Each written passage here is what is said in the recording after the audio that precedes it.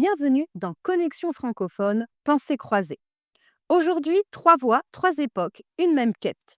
George Sand, écrivaine en rupture, femme en pantalon, pseudonyme masculin, plume audacieuse avec ses romans, elle défie les carcans du 19e siècle, donne une voix aux femmes qui refusent leur destin tout tracé. Dans Indiana ou La mare au diable, elle dessine des héroïnes qui osent aimer, partir, exister. Sa littérature est un manifeste. Et si la liberté féminine commençait par le droit de se raconter? À ses côtés, Marguerite Duras. L'écriture comme scalpel, romancière et cinéaste, elle dissèque les passions interdites, les silences étouffants. Dans L'amant ou Moderato cantabile, elle explore l'amour comme une blessure, la mémoire comme un fardeau, la parole comme une libération. Sa prose est dépouillée, presque clinique, mais sous chaque mot, une tempête. Écrire, c'est aussi ne plus être seul. C'est durassien, cette idée que la souffrance, une fois nommée, devient moins lourde.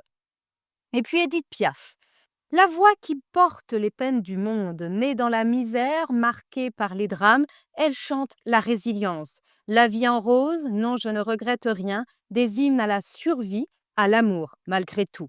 Piaf incarne cette vérité. La fragilité n'est pas une faiblesse, mais le creuset d'une force inouïe. Alors, quel est le premier lien entre ces trois femmes? La rébellion comme héritage. Sand brise les codes de genre. Duras brise les tabous de l'intime. Piaf brise les chaînes de son destin. Toutes trois refusent ce qu'on attend d'elles. Pour Sand, c'est l'écriture qui libère. Pour Duras, c'est l'écriture qui révèle. Pour Piaf, c'est la chanson qui sauve.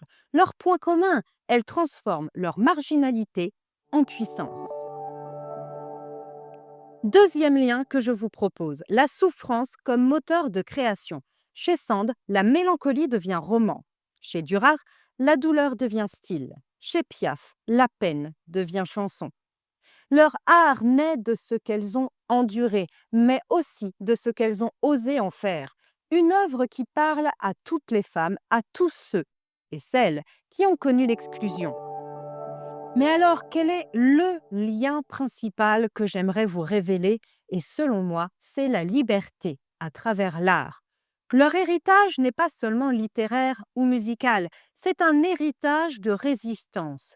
Elle montre que la liberté ne se mendie pas. Elle s'arrache par les mots, par les notes, par les silences même. Leur message, même dans l'ombre, on peut être lumière.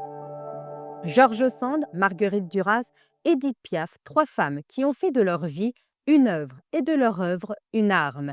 Leur combat résonne encore aujourd'hui pour toutes celles et ceux qui cherchent, à travers l'art, le chemin de leur propre liberté.